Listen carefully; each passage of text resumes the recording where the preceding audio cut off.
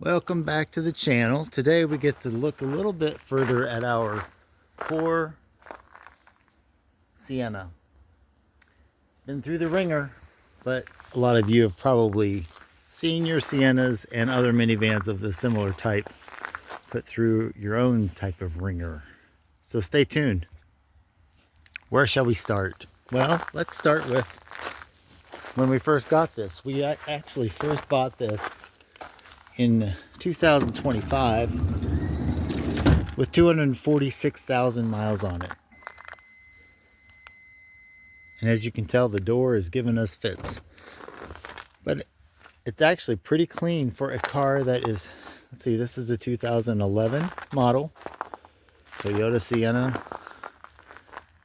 Sorry for the crunchy snow, if that's bothering you, but 2011 Toyota Sienna, first year of this generation, which lasted quite a while. I think it went all the way through to 22 maybe. But we first got it with 246,000 miles on it. We've had it for about a year and a half, and I believe it has 296,000 on the ticker as we stand today. So that's what, 50,000 miles just while we've owned it, and she's still going for the most part. You know, with a little bit worse for the wear, but let's look at this. We get this car. The paint was in really good condition because they had garage kept it, but also the doors worked. This is a LE trim level, so it's pretty low on the scale of Siennas for equipment level, but all Siennas had power doors in the rear, both sides, which is pretty cool. And all Siennas also have the big engine up front, V6, 260 something horsepower, which is pretty decent for a for a minivan.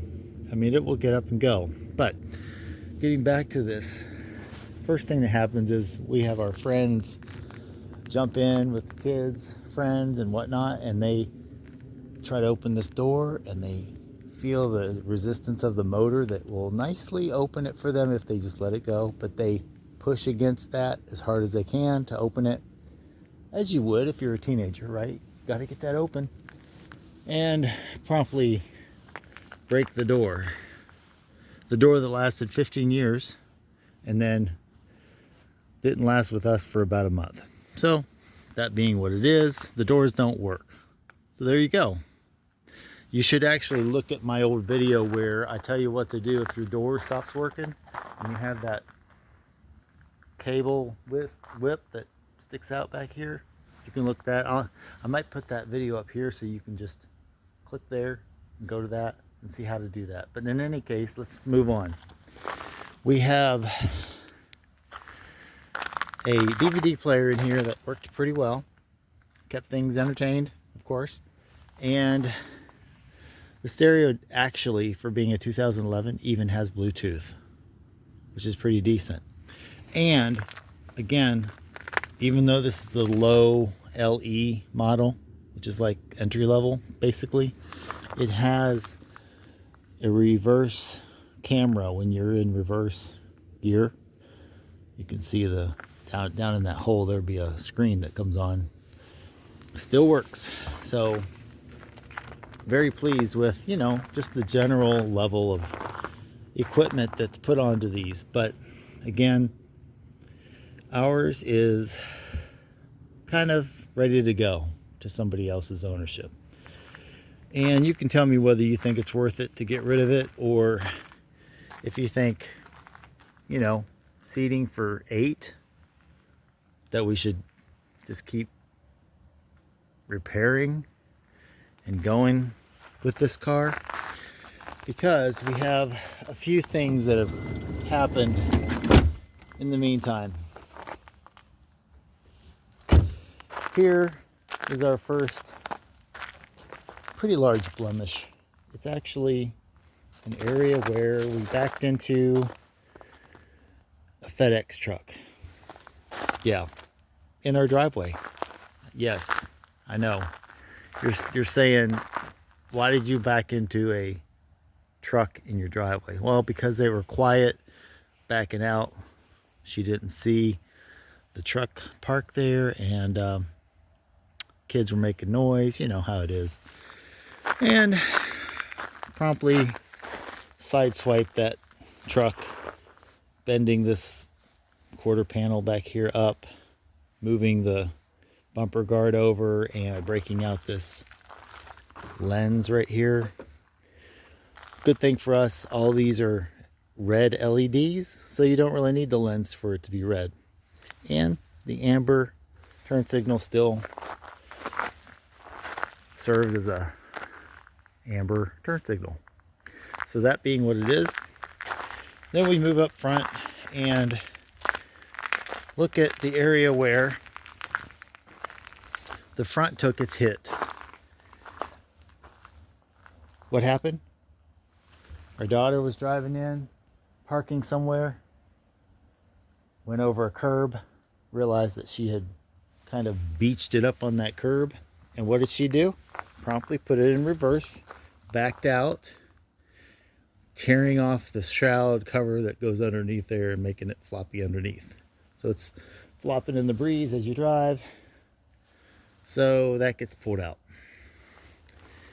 Then move a little bit further, driving along, and they run into a raccoon or something, gets caught up into the wheel well, flops around in here, sorry for the morbid tale, and then promptly rips out part of our fender bumper cover here and causes it more damage.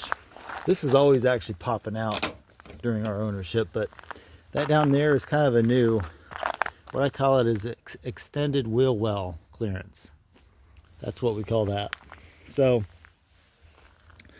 that being what it is, we have basically what was a really nice, well-kept, maintained Toyota Sienna, working well, the engine runs well, that now is sort of turning into, I don't know, what do you call that, a hoopty? Is that the right term for what's going on with all this? Oh, and then to add insult to injury, we have, if I can walk back here without tripping or sliding on the ice. Back here, we were driving around on 4th of July and stopped at a red light that was above. We were fully stopped. We looked behind us, and there's somebody barreling down on us, and they barely got slowed down. Ended up popping us right into that bumper there. So more, creasage and poppage of things coming out and different things. It still stays on. I mean, all things being what they are, it still looks kind of presentable, but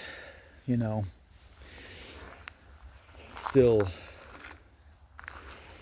needs a little bit. You can see, I don't know if you can see that little gouge right there where it's bent.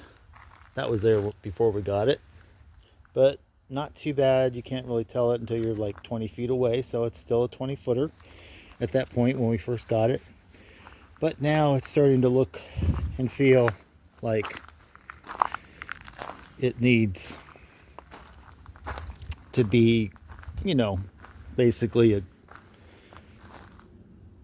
point A to point B car, beater with a heater plus AC, and or a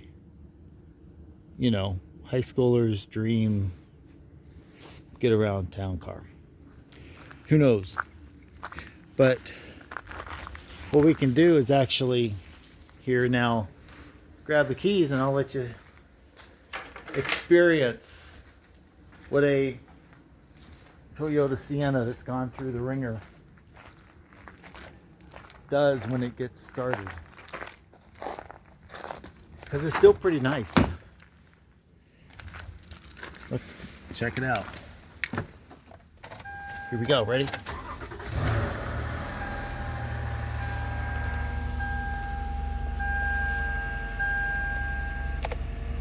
$296,000 and some change. And what do we have here? Looks like we have a problem with our charging system. So I think the alternator's gone out. Put a new battery in it, and it still doesn't stay running except for when the battery is hooked up, and once you run out of battery juice it dies completely out. But in any case, still, as you can see, this car held up very well for being what, 15 to 16 years old, and 296,000, almost 300,000 miles. And to be honest, the transmission slips a bit in in forward gears, and you know, there's a few little quirks here and there, but I really would not hesitate to get into this car and drive it halfway across the country, except for the alternator. So then you're thinking, well, then why don't you just get the alternator fixed? And that's a good thought. So let's look at that. And then you can tell me if I'm crazy or if you think I'm still thinking right. Because I'm sure you will in the comments. Let me know what you think. Here's the engine. This wonderful engine that we all love and adore. And as you can tell, I have a charger hooked up to the battery to keep it topped off, just in case we want to take it out to a new owner or to a junkyard, or I don't know, go get the mechanic to change out the alternator. But in any case, the alternator is down here. Let me try to get some light on the subject. Alternator is right down in there. That, in order to get it out, there's other YouTubes you can check. There are videos where you take out this fan shroud, you take out some other parts to get out that alternator that's right there. I mean, you can see it right there. There's the pulley going around. Amazing. Not that far away, but pretty involved job. So given the fact that it's got so many other issues, we're thinking that maybe we'll just let that go to a new owner. So that's where we're at with it. Let's go turn off the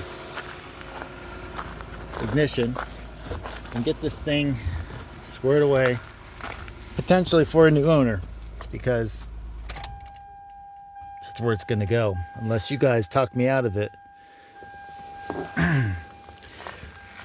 As you can tell, this car is on the verge of being worth it to keep or not worth it and just move on. Would you actually put, I don't know what the labor rate is for putting an alternator in, but would you actually put, you know, $500 into that per se to get a few more months out of it? Or would you just list it on Marketplace for like $1,500, let somebody else work with it, change the alternator, do their thing, make this baby purr like they want? Or would you, you know, fix it? What say you? You let me know in the comments your level of wisdom. Please do advise. I'd like to hear what you have to say, because it's not straightforward. As you know, with these old cars, there's a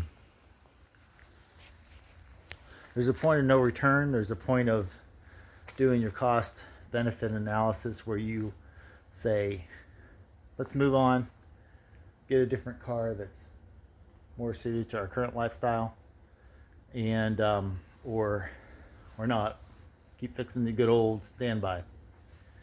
So let me know. Put it in the comments.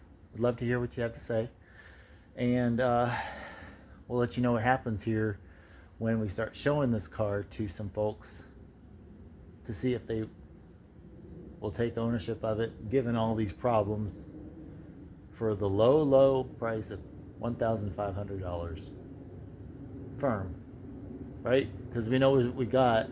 We know what we got. Don't lowball us, right? Anyway, look forward to hearing from you in the comments. If you are still here, make sure you give me a thumbs up for sticking by and checking in on our saga. And also, make sure you subscribe so you can hear the next installment on this vehicle or any of the others, like the square body Chevy or the 97 4Runner 5-speed, what have you, and more. We'll see you next time here on Driving It Home.